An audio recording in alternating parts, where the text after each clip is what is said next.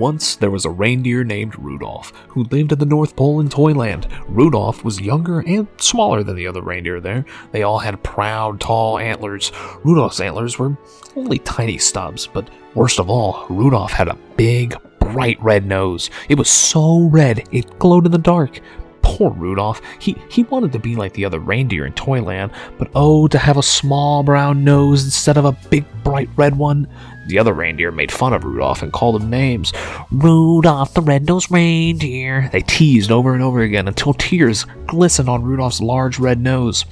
Sometimes the other reindeer circled around Rudolph, kicking up snowballs with their tiny hoofs and covering Rudolph with a blanket of white, fluffy snow.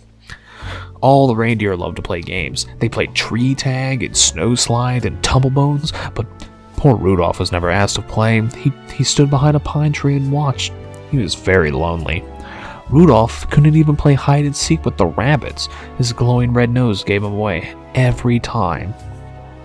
Before Christmas Eve, Santa's elves posted a sign on the gate to Toyland. "Santa's team choosing time," the sign said.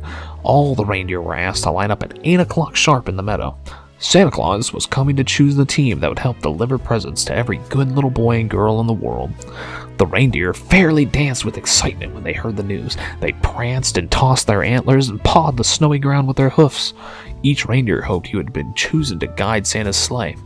It was the greatest honor a reindeer could ever have. Rudolph sighed. He was ashamed.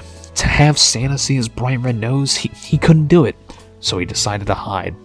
At 8 o'clock, when all the other reindeer had gone to the meadow, Rudolph hid behind a holly hedge. His bright red nose blended in with the bright red berries, and the thick growth of leaves concealed the rest of him. No one would find him there. Down in the meadow, all the hopeful reindeer stood in a line, waiting to be inspected by Santa himself. Santa had to choose carefully. Only the fastest, the strongest, and the best reindeer would do. "I think Dasher will be fine. He's the biggest reindeer," said Santa. Dasher, wrote his elf assistant in a big book. "And Dancer is the strongest," said Santa, pulling his beard. Dancer, wrote the elf a second time. "Ho ho, let's see," continued Santa. "Here's Prancer and here's Vixen. They make the smoothest landings on rooftops. Comet is the fastest and Cupid is the most sure-footed," said Santa. "I pick them.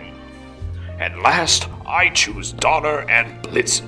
They're best at twisting over treetops and skimming over the telephone poles." The reindeer in Santa's team were very happy. They rubbed noses, they danced, and they clinked their antlers together. Even the reindeer who weren't chosen were given really good jobs. One was to try out electric trains, and another was to cuddle Christmas kittens. The only reindeer without a job was poor Rudolph. He wanted to help, but he knew he would be laughed at, so he stayed hidden behind the holly hedge. At last, it was Christmas Eve. Santa's elves were busy packing the sleigh. In fact, everyone was busy except Rudolph. Finally, he could stand it no longer. I don't care if they do make fun of me. I want to help. He dashed from his hiding place behind the hedge and went to find Santa. There must be something I can do to help. The night was bitter cold, and a terrible fog covered all the earth. Santa's elves kept bumping into each other as they hitched up the team. They could hardly see as they put on each bright red harness and tied each jingle bell. To make matters worse, Dasher and Dancer were fighting over who was to be the lead reindeer. I was chosen first, said Dasher, stamping angrily. "But you always trip over the moon," said Dancer. Santa was worried. "We'll never get there if you don't stop quarreling. And where is my Christmas list? Dash it all, I can't see a thing in this fog." Just then, a soft red glow lit up the snow. "Thank goodness," said Santa. "I found my list. Ho ho, I must have tucked it in my belt. Who brought this fine lantern?" asked Santa. "I must take it with me. Why, I can see perfectly now." It's not a lantern, said Rudolph, trembling. The light comes from my nose. "Rudolph the Red-Nosed Reindeer," said Santa. "I'm certainly glad to see you.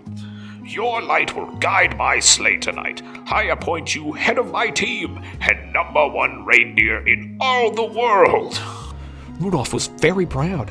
Now he realized just how special he was, and he would never again feel shamed of his glowing nose. Rudolph held his head high. Proudly, he pranced to the front of the team.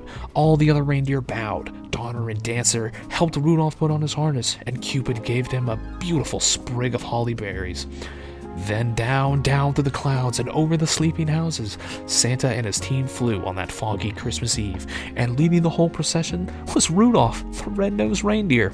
So if you see a soft glow in the sky on Christmas Eve, you can be sure that Rudolph, the most famous reindeer of all, is very, very near. What a beautiful book, am I right? Such a meaningful message in today's society, honestly. When you have such an ugly little fuck who can truly do something with the world. Something that we honestly behold. I don't know what I'm talking about. I'm honestly spitting shit here. As I do these stupid stories, you should know, Sivat's Christmas Classics Part 2, the Squeakwel, should be out right about now. Yeah, should be out right as this video ends. So yeah, enjoy. It's another piece of shit, and, it's what I like to do. So, fuck you. Peace, fuckers.